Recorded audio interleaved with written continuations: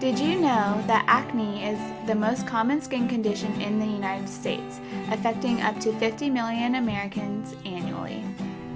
Hi, this is Dr. Jonathan Youssef, Networking for Your Optimal Health. Today's topic is acne, and with me is Jessica from South University. She is a PA student, and I'll tell you what, she knows a lot about acne. She understands it. She's been working as an MA for dermatology for many years, and essentially has come aboard and has helped us with some of our derm cases here in the office. But specifically, she is very familiar with treatments for acne and the pathophysiology of acne, meaning the beginning stages of acne and what we do to treat that. So for right now, this is Jessica. Hi, this is Jessica, and today we're going to talk about acne and what acne is, the causes, and the treatments of acne. So first of all, many people think that acne is a problem with hygiene, and it's actually not. It's a disorder of the hair follicle and sebaceous gland. And what happens is there's an expansion and blockage of the hair follicle, which leads to inflammation. There's different causes of acne. As many people know, that diet can affect it. So things with high glycemic index, like carbohydrates, and then dairy can also affect acne as well. Things such as PCOS for females, and then there's a familial tendency. Can I just ask what PCOS means? Oh, it's polycystic ovarian syndrome, where there's cysts on the ovaries and high androgen production. Yeah, essentially, when ovaries are being produced in PCOS, they are causing a secretion of hormone testosterone, which tends to cause and is contributing cause to sebaceous hyperplasia, meaning the oil glands in your skin pores start to become more and more thickened, and then that leads to an effect on acne. So essentially, it's the androgens, like she said, which is testosterone found in the ovarian cysts that are being secreted. Okay. And then also the acne bacteria is what is part of the formation of acne. Things such as occlusive cosmetics can cause it. So if you're having a problem with acne, make sure that you're using non-comedogenic products. You can find that on the labels. Things such as different drugs can cause that, such as different hormone therapies, steroids, and anticonvulsants, and environmental factors such as high humidity. Also, there are different types of acne, as well as different areas that it occurs. So the most common, as everyone knows, is the face, but it can also happen on the chest and back. So there's different types of acne. There's open comedones, and then there's closed comedones. So open ones are what is commonly referred to as blackheads, and then closed comedones are what people refer to as whiteheads. And then there's inflammatory papules and pustules, and then there's also the nodular cystic type of acne. And many of these can lead to post-inflammatory hyperpigmentation and scarring, which can also lead to psychosocial effects such as low self-esteem and depression in patients, which is why it's so important to be understanding on how important it is to patients and having it treated and finding a good regimen that works for the patient. So I might just add a little bit to that, because what I've noticed is that patients who have acne and are asking me about their diet, the first thing I talk about is inflammation. So those inflammatory diets, which contain a lot of sugar, stimulants, irritants to the skin, can be affecting their skin and without them even knowing it. In addition to that, there's also hormonal foods like dairy products and meats and soy, which essentially have hormones in them. A lot of people ask me, well, what's wrong with soy? And my recent research has found that soy contains estrogen, but it's not the kind of estrogen that is good for your body. It's the kind of that is bad, and soy's in a lot of products. even over-the-counter canned goods. Think of soy sauce, for example, or tofu, or even soups containing soy. And so there's many of those things over the counter that we are eating. And I believe that a lot of cosmetics contain soy too, if I'm not mistaken. Some creams and some lotions that contain soy as well.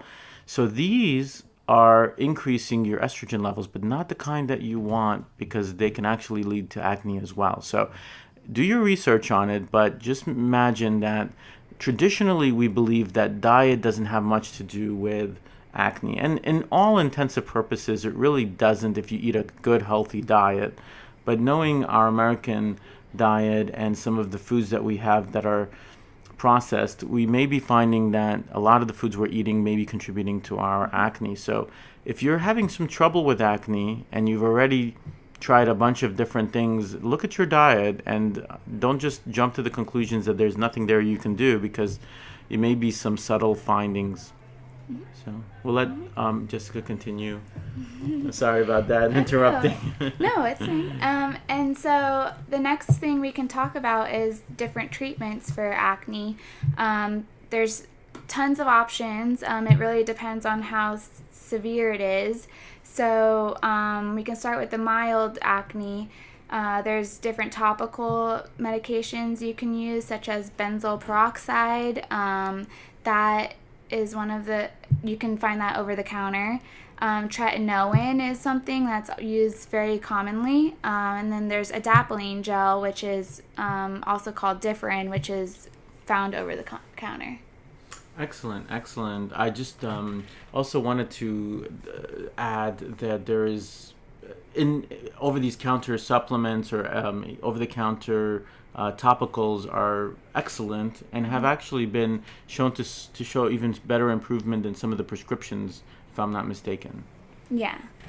And the frequency of application just depends on how sensitive your skin is to it. So they usually recommend starting off with a little pea-sized amount over the entire face, and to do it every other night to make sure you're not having a hypersensitivity reaction to the creams. Some other things that you can do with mild acne is oral contraceptive pills that will help regulate hormones that may be causing your acne. There's also washes with salicylic acid that can be also found over the counter. And then there's a thing called light therapy that can be done. Some patients find it's helpful, some don't. So that's also another option. And then when we start getting into the more moderate to severe acne, there's usually the use of all those that are used for mild, but then they add like an oral antibiotic. So a very common one that is used is doxycycline. It actually has some anti-inflammatory properties if you have it at the correct dose. But usually you only do that for 3 to 6 months because, we don't want someone on antibiotics for too long. And then just to see if it can control and then be maintained on the topicals. There's also another type of oral medication. They are used to control the androgens that may be causing the acne, which is common with PCOS patients. They usually tend to get it on the chin and jawline.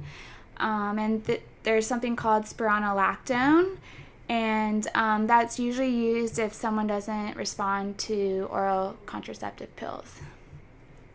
And then if someone's having problems with cystic acne and they're uncontrolled with all the things that we've talked about already, and they're having some scarring on their face, there's something called isotretinoin that they can take. It's oral also. It's synthetic high-dose vitamin A, but there's also lots that goes with that treatment.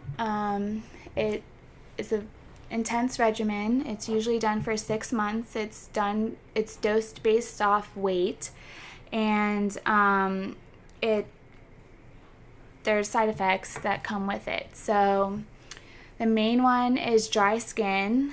You're going to be peeling a lot with it. it does cause birth defects. So you have to use two forms of birth control. So many times it's whether it's oral contraception, condoms, vasectomy, tubal ligation. There's many forms.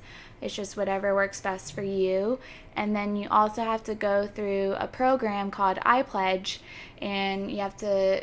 It's a monthly thing that you have to log into, answer questions, and then you're able to pick up your prescription. Another thing that you have to do with isotretinoin is have lab work done. So they usually do a baseline labs to make sure nothing is wrong. They check your liver enzymes, make sure your liver is functioning well, all your blood cells and your lipids.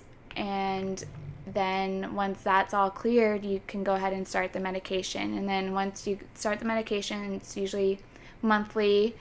They will do labs to make sure nothing's going wrong as you're proceeding through treatment, of course. So, yeah. I feel like that's very thorough explanation of acne, and I'm thankful that Jessica's here to join us and give us a little more information, being that she's got some experience in derm. Was there anything else that you wanted to add before our conclusion? Maybe to add that usually acne does clear up at around 25 years old, but there is such thing as adult acne. So just because you're an adult doesn't mean that you don't qualify to have your acne treated. So definitely, if you're struggling with this, seek out medical help to improve your quality of life. Excellent. Thank you, Jessica. This is Dr. Jonathan Youssef, Networking for Your Optimal Health, and appreciate you coming on aboard.